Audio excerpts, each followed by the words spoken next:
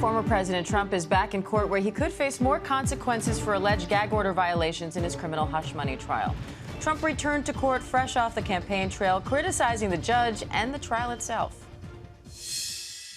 Getting ready to spend another day in the courthouse, which is bogus trial that every leading authority on law says should never have been brought, that Alvin Bragg didn't want to bring it until the election happened. We have a very conflicted judge, unfortunately, and so you never know. But other than that, there's no case, and it should have never been brought. And who starts a case right smack in the middle of somebody's elections? It should be illegal because it's election interference. Earlier this week, the judge fined Trump $1,000 each for 9 previous violations and warned he could be jailed if he keeps violating the order. Now prosecutors are arguing that Trump's comments to the media include 4 more violations. Meanwhile, the defense will have the chance to question Stormy Daniels' former lawyer, who says he received the hush money payment at the heart of the case. ABC News executive editorial producer John Santucci joins me now, along with ABC News legal contributor Kim Whaley. John, we're getting some new details from in the courtroom, and apparently Trump had this animated conversation with his attorneys. What are you hearing about that? Well, it's interesting. Our Olivia Rubin and Peter Haralambos observed Donald Trump entering that courtroom this morning, Diane, laughing, very talkative, passing notes back and forth with his defense attorney, Todd Blanche. And what's interesting about that is that earlier this week, the New York Times published a story that allegedly, and we've also heard this here at ABC, Catherine Falders and myself, that Donald Trump has grown frustrated with Todd Blanche, that he feels that Blanche has not been as tough in the courtroom, has not, pushed back on witnesses. And look, at the end of the day, that's not too surprising, right? Donald Trump believes at the end of the day that he is his best spokesperson, his best attorney, and we know the guy has famously said, I'm a counterpuncher. So I think a little bit of that dynamic is maybe, knowing Trump, he's probably, said to Blanche, like, let's go. And, he's trying to just sort of smooth tensions that it clearly exists, because anytime,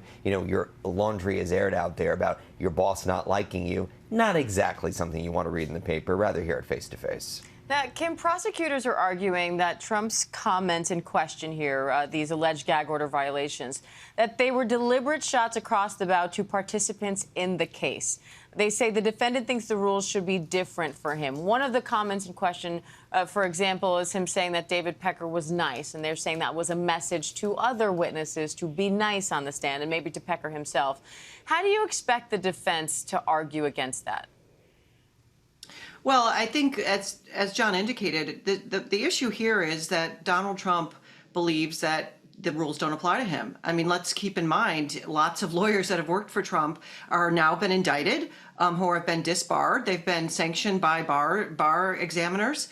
And so this is a blatant violation of the order. That is, the order doesn't look to the reasons behind violations of the order. That's not the standard.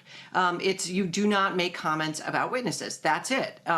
And so Blanche is in a really uncomfortable position. The last time this came up, or in a past hearing, the judge said, you're losing credibility with the court. And I think that's what comes with representing Donald Trump. So the goal of both his lawyer and the judge is to get him in line. He did pull back after the $9,000 sanctions in terms of what's being posted on social media, but we have a long way to go. So this chess game is going to continue.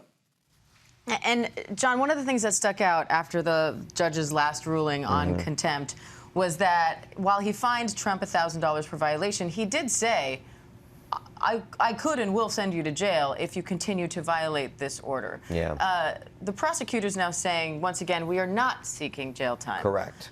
So what's the latest from the hearings? So what they're asking for is, in addition to not seeking jail time, they are renewing that they want $1,000 per violation. So for the 4 violations, $4,000.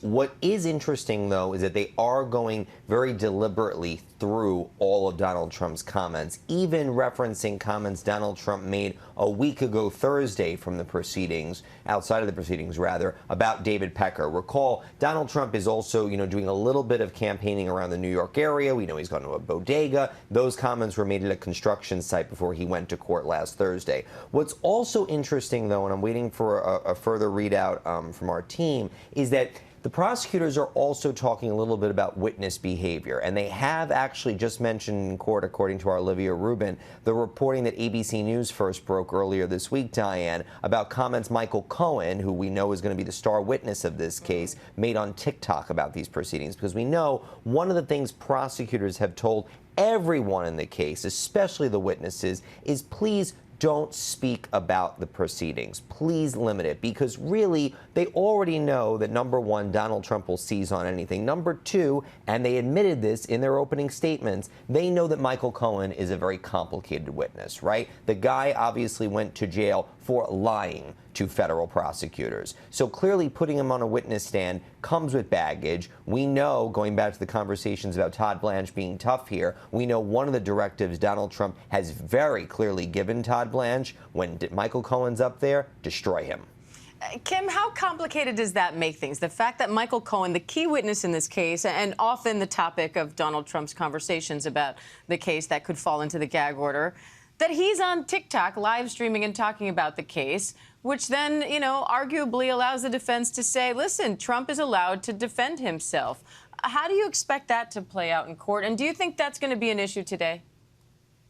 Yes, well, it sounds like it's an issue. I think the prosecutors are probably, you know, really frustrated that Michael Cohen is doing that. It's a bizarre thing, and he's a former lawyer. But, you know, these two men are kind of in something together. Donald Trump does have a First Amendment right, like all of us, to political speech. So I think the argument is, I'm in the midst of a campaign, and here we have Michael Cohen making comments about me. I should be able to defend myself. So yes, for sure, this does temper the argument that there should be some kind of contempt fine here. But as I said earlier, I think the stronger concern really is making sure Donald Trump doesn't ratchet things up, because when things get out of hand, as we saw with the two election workers, Shane Moss and Ruby Freeman, it can get very serious for people's lives. And Donald Trump has a massive, massive platform.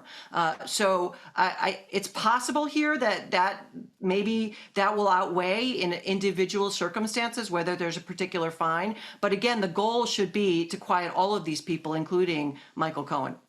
And John, Todd Blanche is now arguing in court that Trump's comments reflect his defense to political acts, and that as a candidate, he is entitled to respond to, in their words, multiple and repeated attacks. How does this all just speak to the intersection here of politics and legal coming into play at the same time for Trump? It's the most unique Venn diagram that you've ever seen on the face of the planet, because it's not even a Venn diagram. It's two circles on top of each other. This is the campaign. This is the trial. It's all wrapped into one. Well, because Trump cannot be on the campaign trail while he's stuck in a courtroom. But also the campaign messaging is all about what's happening in the courtroom. It's all intersecting. They're completely inseparable. And in some ways, Donald Trump doesn't want them to be separated. He wants them to lean in. I do want to go back to this comment we started earlier about the TikTok videos, because it's interesting. To your point just now about how the defense team is responding, saying, well, look, he's responding to the attacks from these witnesses, from others.